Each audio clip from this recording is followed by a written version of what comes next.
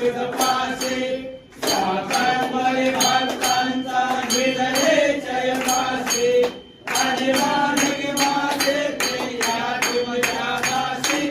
जय देव जय देव जय जय परमेशा अमृत वरदा तुझा मंगल जगदीशा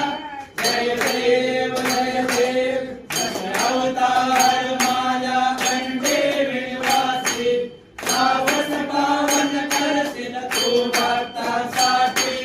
या परिमंगल माझे उतरो अविनाशी सजभावे शरण आलो तुझ्या चरणासी जय देव जय